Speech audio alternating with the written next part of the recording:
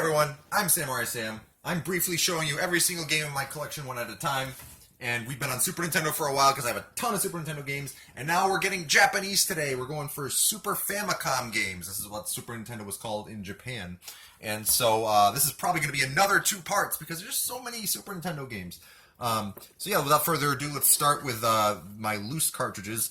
We got Battle Racers. This is a one of those games that they made for the Super Famicom that has a crossover cast of you got like a guy from Gundam, you got Ultraman in there, you got Kamen Rider, and I forget like what the 4th one is. I'm not like super into those properties, but this is a pretty cool game. It's kind of Mario Kart-ish.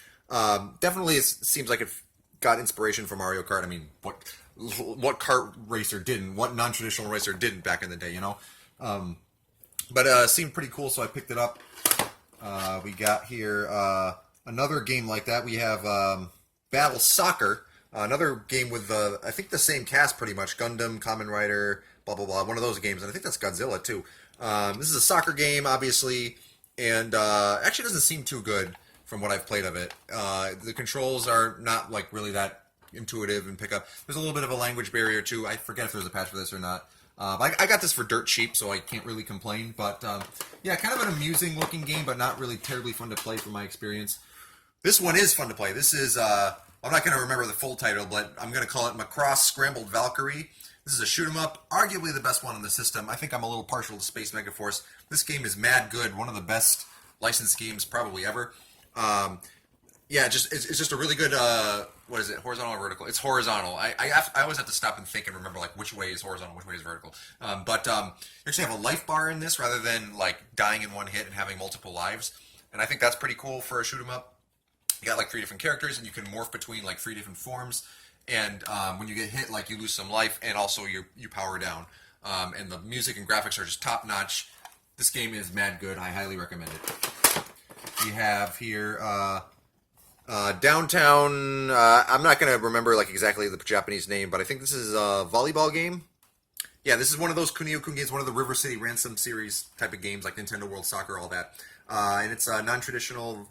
Yeah, actually, I think this is like the Super Nintendo version of, wait, is it dodgeball or volleyball? Oh gosh, I'm embarrassing. I'm embarrassing myself. Like, I can't remember, like, if this is dodgeball or volleyball. I think this is the dodgeball game, actually, maybe. So I think this is like the Super Nintendo equivalent to Super Dodgeball in the NES. And I don't know if it's actually better or worse than that one. But yeah, I got like a bunch of these games in like one lot. So that's why I'm not terribly familiar with each of them. Dragon Ball Z Hyper Dimension. Pretty cool Dragon Ball Z fighting game.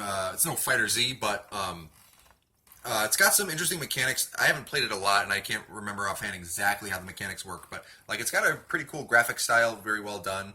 This did get a European release, only in like France and I think like Portugal or Spain or something, not in English. And they removed the story mode, so that kind of sucks. But the Japanese version has an English patch, so that's good. Now we got 3 more Dragon Ball Z games here. We got Super Butoden 1, Super Butoden 2, and see if you can guess what's next, Super Butoden 3. These are not quite as good as Hyper Dimension from what I gather. They're kind of non-traditional 2D fighters. Like, they are 2D fighters, but, like, kind of made to be in the style of Dragon Ball, where, like, you can fly around fairly freely, and you have, like, key attacks and stuff. And they're generally considered good, not, like, great games. And there's a little differences between the 3 of them. I think Goku is actually not immediately playable in the second one, which is, like, really unusual. So that's kind of interesting. All 3 of those Butoden games got released, again, in Europe, like in France, but like not England, so there's no English version. We have here Dragon Quest 1 and 2. As you can imagine, this is a remake of Dragon Quest, or Dragon Warrior, if you prefer, 1 and 2 for NES, but reproduced in nice Super Nintendo 16-bit graphics and music. Not too much else to say about those. Like, you know, they're really old RPGs. They show their age, but, you know, those are nice little recreations.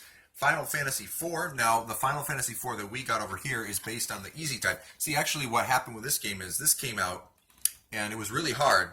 Then they made an alternate version of this game in Japan called Final Fantasy IV Easy type, and the one that we got in America is based on the Easy type. So that's part of the reason why I own this one, because like there's reason to own both, because this one is distinctly different and much harder. I've never actually beaten the hard version of Final Fantasy IV. I probably should do that someday. We have Gaia Gensoki. This is just the Japanese version of Illusion of Gaia, which I already showed you in a previous episode, and one of my childhood games. There are some differences in the Japanese version, like one of the boss's graphics was changed. Actually, one of the boss's mechanics was even changed a little bit, I believe. So that's part of the reason why I picked it up. I mean, it was cheap, and I'm interested in seeing those little curiosities. Go Ackman 3. There's also 1 and 2 on Super Famicom. I do want to get those, but I haven't yet. If art style looks familiar, it's because it's Akira Toriyama, the Dragon Ball and Dragon Quest artist. Seeing a lot of him in these games, aren't you? I don't know Go Ackman really at all, but I believe it's like he's kind of like an anti-hero / maybe even kind of villain kind of character, but also the protagonist. And these are like side-scrolling action games, the Go Ackman games. And this one in particular, the third one, like you can also play as this little angel dude here, and I don't know what's going on between them. But I do want to play this game sometime. It seems like a cool game, well done. A lot of good licensed games back in the day. Then like in the 64 PlayStation era, they seem to get worse. We've got Gokujo Parodius. Is this the first time we've come across a Parodius game? I think it is. Yeah, Parodius is one of my favorite series, really, in general. They're shoot-em-ups by Konami. They're based on Konami's own Gradius series with like kind of the same gameplay, but with elements from Twinbee, like the bells, and in my opinion, generally better gameplay than Gradius. This was the first Parodius game I ever played, like on an emulator years and years ago, and it is really. I mean, the arcade version is definitely better than this. The problem with the Super Nintendo version is there's tons of slowdown and it sucks. But I still love Gokujo Parodius. I mean, this still on its own is still a good game. A lot of derivative music and like based on like classical music or public domain music, folk songs and stuff, but also like other Konami games and really wacky characters and fun bosses and funny levels and great gameplay. I love Parodius in general. I feel like I've come across a Parodius game, but I don't remember coming across one. Maybe I'm just crazy. We've got Hagane here. Now, this game did get released in the US, but the American version is rare and extremely expensive, so I got the Japanese version instead. The only difference is that, like, the American version has level names in English or something, which really doesn't mean anything to me. So, yeah, it was kind of a no-brainer to pick up a foreign copy of the game, and so that's what I did. Oh, yeah, I should probably describe it a little bit. It's a side-scrolling action game, kind of like Ninja Gaiden-ish, I think, but, like, a little different, and known for being difficult, but it's a cool game, looks like one that's well worth playing, and I haven't spent time with it yet. We've got Jikyo Powerful Pro Yakyu, if I'm remembering that title correct, 94. This is actually the first one in the series. This is, in Japan is like the equivalent to Madden here. Like they make a new one of these every year. They still are to this day. It's a huge series by Konami, and we've only gotten a couple of them in the US ever. Not this one, obviously. Yeah, I mean, it's a baseball game. It's pretty well done, it seems. I haven't actually played like a full game in it yet or not, but like it seems like it's well done. It's got like a lot of personality. It wasn't until the second game that they added like the mode that the series is best known for, but it still seems like a decent baseball game on Super Nintendo nonetheless. We have Kunio no Oden, another Kunio-kun / River City game. This is actually a versus puzzle game in the vein of like Tetris and Dr. Mario and stuff. And I don't have too much to say about it other than that because I haven't really like played it enough to learn the mechanics. But you know, I got it for cheap in a big lot, so yeah, can't complain either. Even if I wind up not liking it. Okay, here is the dodgeball game. This is the Kunio dodgeball game. I think the one before was volleyball. I'm pretty sure. I'm gonna check myself after I record the video and see if I'm a complete idiot or not. But yeah, this is the equivalent to NES Super Dodgeball. And don't ask me to say that the title is other than the fact that it has dodgeball in it. And it starts with Kunio, I know that. Kunio something something dodgeball. Little Magic. This is a cool, fun little game where it's one of those puzzle games. It's kind of like The Adventures of Lolo on NES if you've played that, where like basically you're a dude on a map and you're trying to like move stuff around in the level in order to solve the puzzle and get to the. I don't know if you're trying. I forget if you're trying to like get like a jewel or something to get to the exit. But yeah, it's one of those puzzle solving games, and it's a good one. It seems. And yeah, kind of obscure, but in my opinion, worth owning. We've got Magical Taruruto-kun. This is a licensed game. This is like an anime or manga or something in Japan. And this is kind of a fairly simple, straightforward platformer, I believe, based on the show. I mean, the reasons why I own it are because I like the soundtrack, and it was dirt freaking cheap. And so yeah, I just figured why not? Like I was getting a bunch of Super Famicom games that day, and I was like, yeah, why not? And so I'm pretty sure the gameplay is pretty pedestrian. It's probably aimed more towards like children, but not bad. I thought it was worth a collection slot. What's next? We've got here, Mickey and Donald Magical Adventure 3. So this is a sequel to Great Circus Mystery, which we saw earlier. And this one you can play as Mickey or Donald, and that's pretty cool. And yeah, like, it's the same quality you'd expect from Capcom platformers of the Mickey Mouse era. And I didn't really phrase that very well. Capcom Mickey Mouse games back in that era, I guess I should probably say. And I have no idea why this one didn't come out in America. I think that's kind of baffling. America did get the GBA port later, but the GBA port's not as good. So I have the original. We have here Sonic Wings. This is known as Aero Fighters in America. And in America, it's one of the rarest games in the U.S., and it's ridiculously expensive. I could have gotten it when it was cheaper, but like even I didn't bother.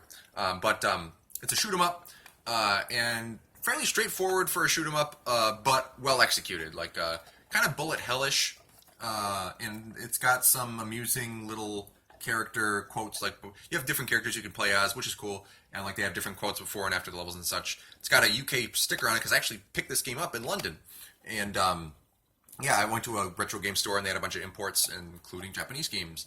And this 20 pounds right here is the equivalent, I want to say, like 28 US dollars, which for this game is actually a really good price for the Japanese version, lower than eBay. So I was like, yeah, I'm going to pick that up. I'm going to leave the sticker on to remember where I got it from. So it went from Japan to the UK to the US, apparently. That's kind of cool. Spark World. This is a Bomberman clone, basically, where you play as these cartoony little car guys, and that's kind of all I have to say about that. I haven't played it a lot. Seems like a fun multiplayer game because, you know, Bomberman is fun multiplayer games. I'm speaking poorly today. Super Back to the Future 2, another game where it's like, why did this not come out in America? This is probably the best Back to the Future game ever. It has, you play as Marty as you expect. It's a platformer, and it's got like cartoony graphics. It's not really going for a realistic look, but it like reproduces the movie well. And I haven't played this one a whole lot, but it seems like a very good use of the license. Like the music is good, and I like the graphic style, and seems like a quality game. I just felt like I had to own it. It's one of those interesting Super Famicom games, noteworthy in my opinion. We've got Super Panic Bomber W, I believe it's called. Yes. Oh, the W stands for World. This is a 2D puzzle game in the vein of like Tetris Attack or Puyo Puyo, stuff like that. And it seems like a pretty solid one. I really like the soundtrack to this. Again, I'm saying that a lot, but I like the soundtrack to a lot of games from this era. And this was on a bunch of different platforms, not just the Super Nintendo. This was also on like the Virtual Boy, believe it or not, or like a version of this kind of. It was also on the Turbo CD in Japan, the PC Engine CD, and probably a couple other systems too. I actually really like the Super Nintendo version of this because I just feel like the Super Nintendo version's music is real good for some reason. This game here, let's see if I can remember this game's title. Tech U Fight. Yeah, it's Super Tech U Fight it's called. This is another like crossover-y game. Yeah, it is. One of those, Gundam, Kamen Rider, blah, blah, blah. One of those games. And it's kind of a variety action game, I think, from like a top-down perspective. I actually haven't had this one for too long. I only fired it up like once or twice. Seems interesting. I think it's got multiplayer, which is cool. And so, yeah, I can't say too much about that yet. Here's The Great Battle 5. This is yet another one of those crossover games with those same set of characters. This is a 2D platformer with those characters, and they all have different abilities and stuff, and you can like swap between them. And it seems like a really well done, high quality game, and it's got co-op too on top of that. Definitely one to recommend, even if you're not into those properties. One to recommend. That's not. Again, I'm saying things weird. Yu Yu Hakusho Final. We'll get to some more Yu Yu Hakusho games later. Never gotten into Yu Yu Hakusho the anime for some reason. I am kind of curious about it, but Yu Yu Hakusho actually has quite a few like quality games for a few different systems, like Genesis, Game Gear, and Super Nintendo as well. And this is a 2D fighter with Yu Yu Hakusho characters. I mean, if you've played a 2D fighter from the 90s, you probably know generally what to expect from that. And it seems like a good one. And I guess I might as well show you here. I have Super Game Boy and Super Game Boy 2. The Super Game Boy 2 was exclusive to Japan for some reason, and it runs the games a little bit better and more accurately than Super Game Boy 1 and has a link cable outlet. and some new borders. Now we're going to go over to boxed Super Famicom games. Those were all my loose carts. We're not probably, I don't think we're going to get through all of these in this video because there's a lot of them. We'll have one more Super Nintendo video after this. I'll be the last one, I promise. So here we got Accelibrid. This is a recent pickup. This game just has like a crazy graphical style with like pre-rendered backgrounds or something like that, and it's just really like jarring and flashy and weird and unique, and that makes it stand out in the library. Gameplay is kind of like Afterburner, Space Harrier, that style, or Star Fox, kind of, I guess, if you want to compare it to something else on the system. And it seems okay, like not great, but an interesting game. I just thought sometimes I like to have games that are maybe not great but interesting, and that's one of them. Here we have Alkahest. This is a game developed by HAL Laboratories, the people who did Kirby, and published by Squaresoft for some reason. And you can really tell that it was HAL because the music sounds very like similar to the Kirby games on the Super Nintendo, or Superstar at least. And this is like a kind of arcade-ish, but not totally arcade-ish, like top-down action game, and kind of hack and slashy, but like not totally, not brainless beat 'em up hack and slashy. Like you get techniques and you have to like solve puzzles, I think, and stuff. Seems like a cool game. I've played it a little bit, but not too much. Here's Arabian Nights, and it's got a subtitle I can't pronounce. I don't know Japanese that well. This is an RPG, obviously based probably very loosely on like the whatever you call the folktale there. That's probably the same one that Aladdin the movie was based on. Arabian Nights probably is what it's called. I'm slipping my mind a little bit, like exactly what it is, but you know. I haven't played this one too much. I'm going to say this again. I'm going to say this a lot. I like the soundtrack.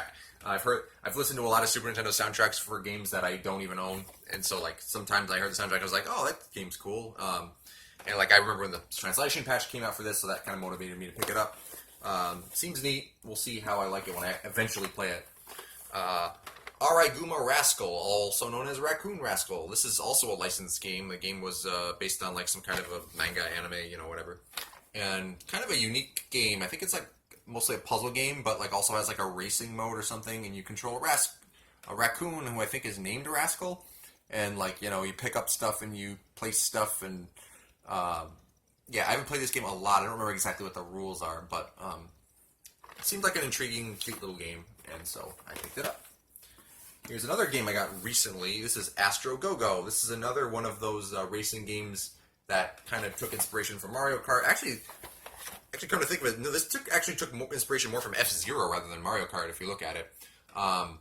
This was actually planned for an American release, but it was canceled, sadly. And it seems like a cool game.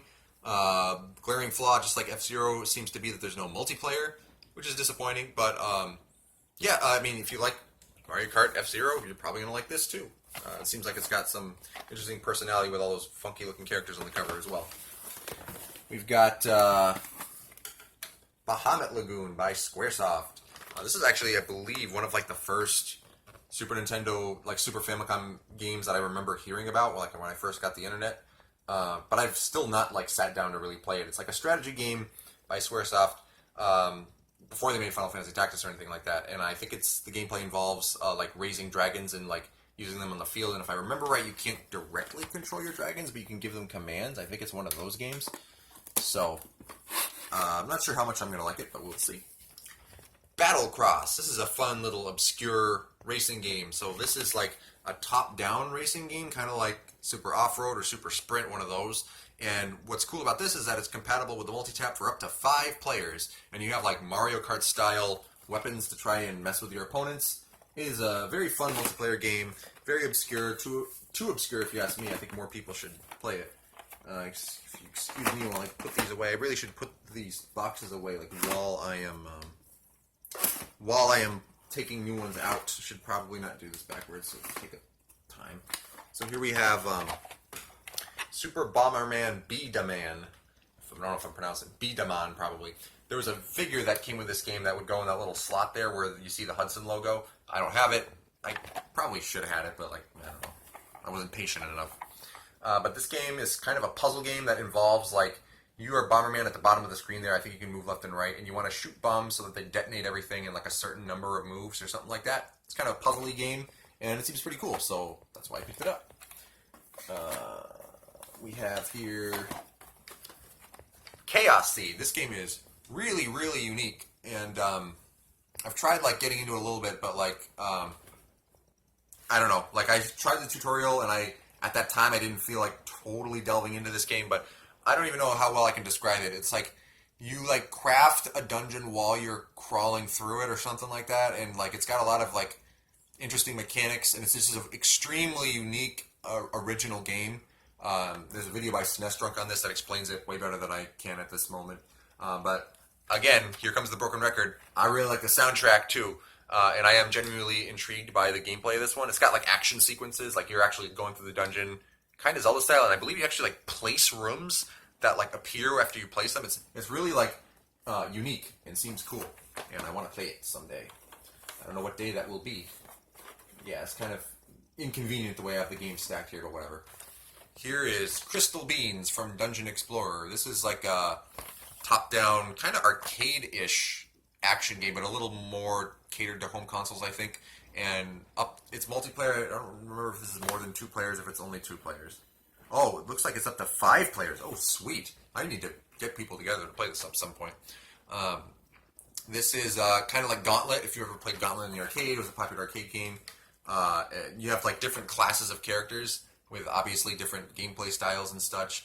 And seems like a really fun game. I've heard a lot of good things, and I know good things about it. And so, like, yeah, you're going to hear this a lot from me. You've been hearing it from me if you've been watching these videos. I need to spend more time with that.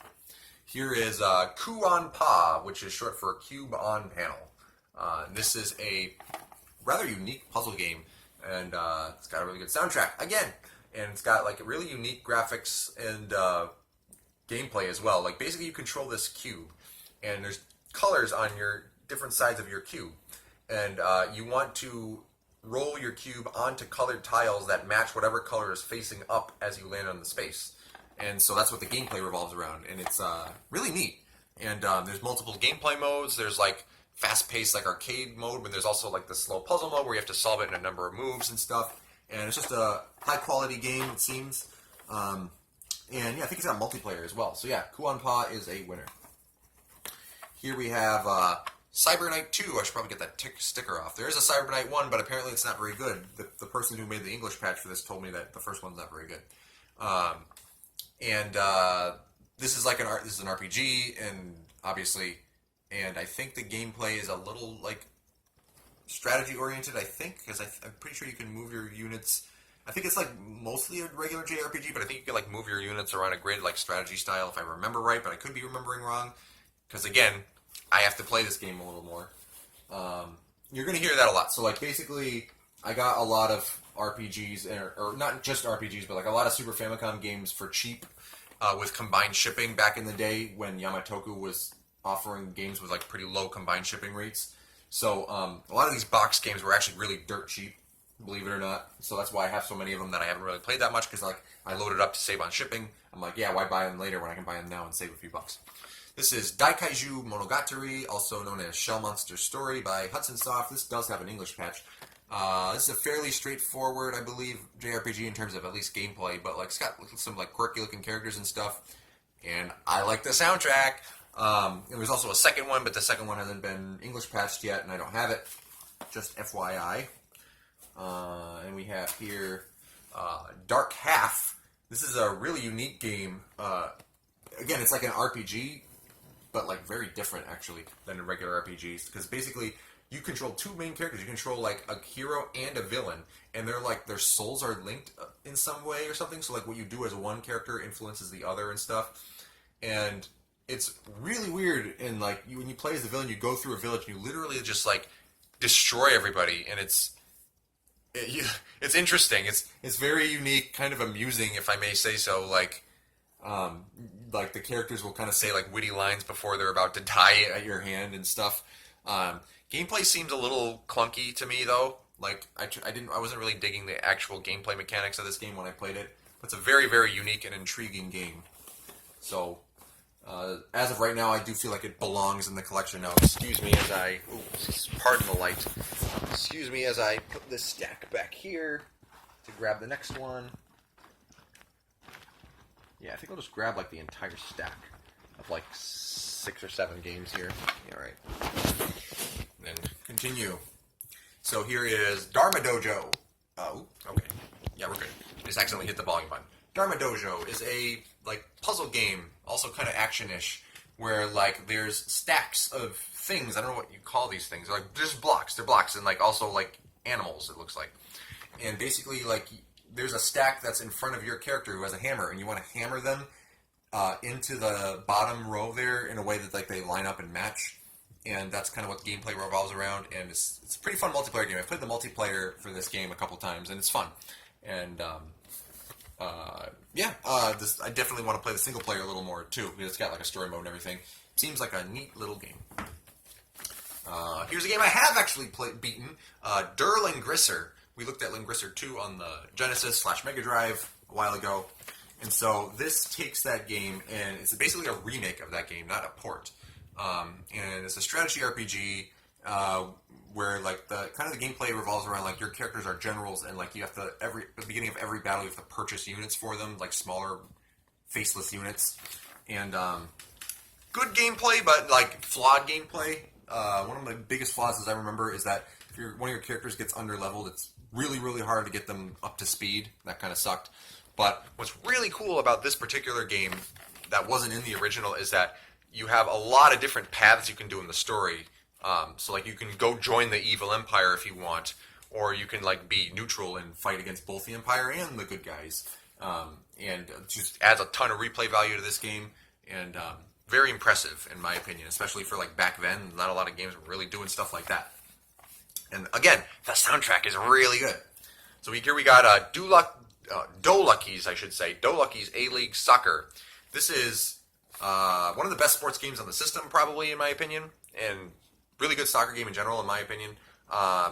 It's very, like, you can tell, very cartoony, unrealistic, but you can also, like, add or not use options to make the game more or less realistic to your liking.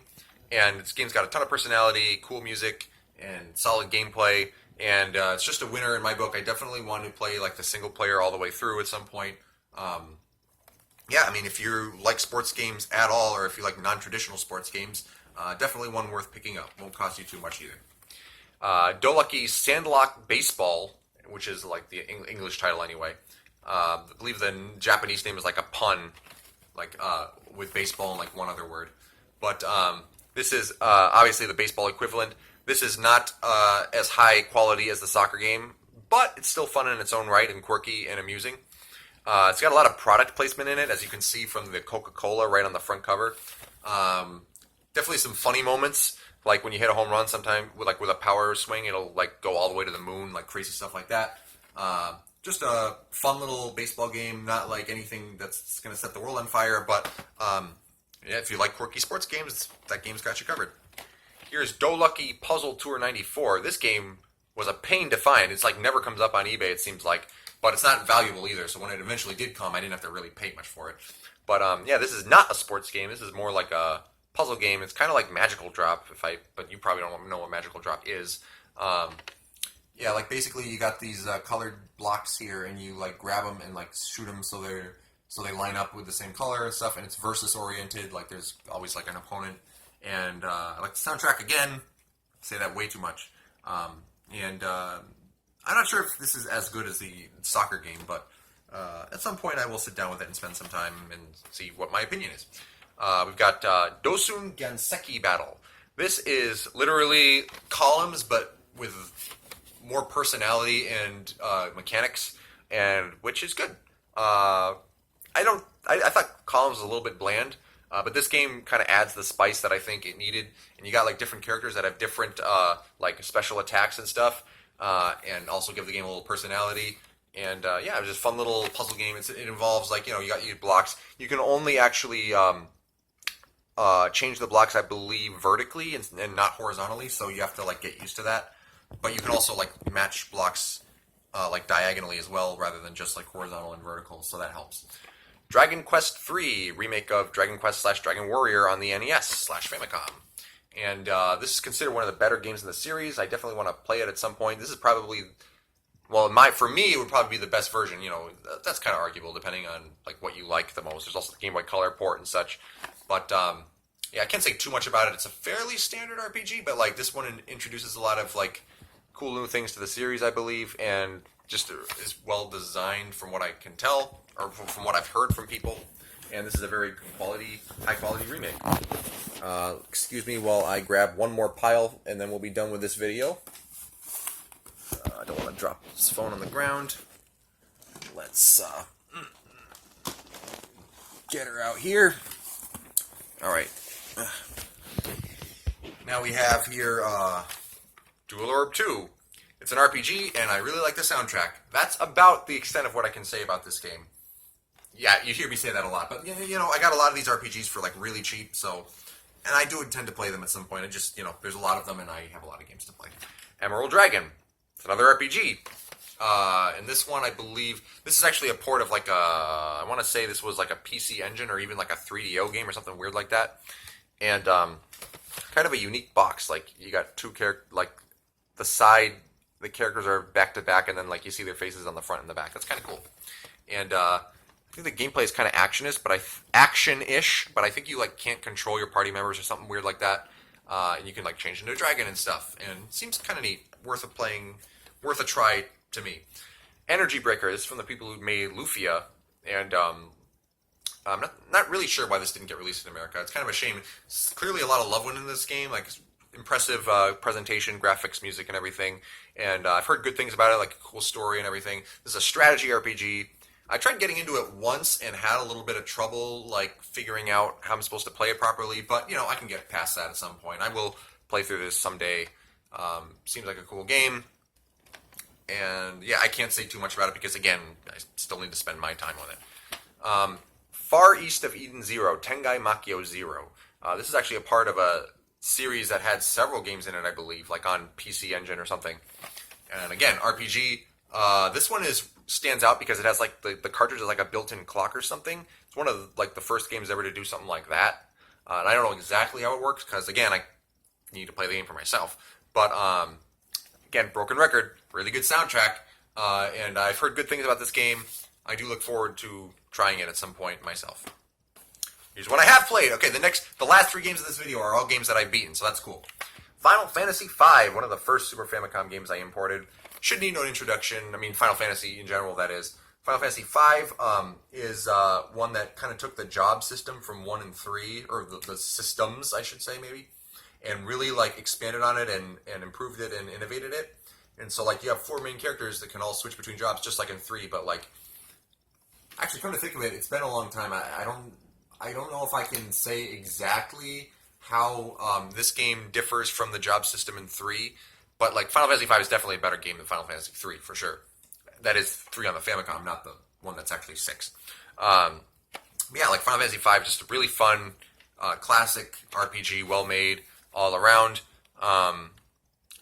Good characters and very high quality gameplay, addictive to like learn all the different classes and stuff. I'm sure there's more classes in this than 3, but I guess I could be wrong. Yeah, I guess I don't have too much else to say about it. It's a shame that it didn't come out in America right at first. This is still probably my favorite way to play Final Fantasy V even to this day. Like, I'd rather play this in the PlayStation or GBA versions. But, you know, different people might not feel the same, and that's fine. Here we have Fire Emblem Monsho no Nazo, also known as Fire Emblem 3. This game is kind of unique because it contains a complete 16-bit remake of the first Fire Emblem on it, as well as an entirely new adventure, which is known as Fire Emblem 3. And, yeah, this version is a little bit dated now because we have the DS versions of both of these games, which are pretty much better. But I got this game back in 2005 when I was just getting into Fire Emblem, and I really enjoyed it back then. Even though like I kind of had a little bit of struggle with it at some points, and like kept getting my data erased, which was annoying, and so I didn't like actually like have a lot of success like really progressing through the game. But I enjoyed like being acquainted with like, oh, this is like kind of the roots of Fire Emblem, because of course I knew them from Smash and stuff, and I had already played Sacred Stones by that point. But like yeah, I mean, good game on its own. Just probably not worth playing today unless you're really into the series and you really want to see like what the old games were like. No weapon triangle in this one yet. That was invented in the next game, which we're about to get to. Right here she is. It's Fire Emblem Seisen no Keifu. Seisen, right? Yeah, I believe so. Seisen no Keifu. Fire Emblem 4, Fire Emblem Genealogy of the Holy War, if you may. This was like a big entry in the series. Like they really like upped the ante in terms of like presentation, graphics, music, story, like all that stuff. It's the first game with a weapon triangle. They added a lot of like new and ambitious, unique mechanics to this game that I'm not going to explain all right here. It's actually kind of a weird game in the series. Like instead of a bunch of smaller maps, you got like a few number of like huge maps to go, and it's like the only Fire Emblem game, or one of the only like two maybe, that you can freely save like at the beginning of a turn. Well, not all the time, but like at the beginning of your turn, you can just straight up save the game. And a lot of people really love Fire Emblem 4. I'm kind of mixed on it. Like it's definitely got some very significant flaws, and I do think there are better entries in the series. But this game did get a lot of things right, and love the soundtrack. Say that. How many times have I said it in this video? If I was like a professional YouTuber, I would give like a counter or something for how many times I said it. But yeah, this is also the first Fire Emblem game ever where you could like pair up units and get them married and play as their children. So you have this to blame for all like the awakening stuff and like the fans that like to ship all the characters and all that. And that's going to do it for this first part. We still got quite a bit more Super Famicom to go, so we will cover all those next time. And yeah, I guess that's all I have to say for now. Hope you will enjoy that when that comes out. If you are, you're probably just me. I'm probably the only one actually watching by this point. So future me, hope you enjoyed this video and will enjoy the next ones. I'm Samurai Sam. Have a great rest of your day.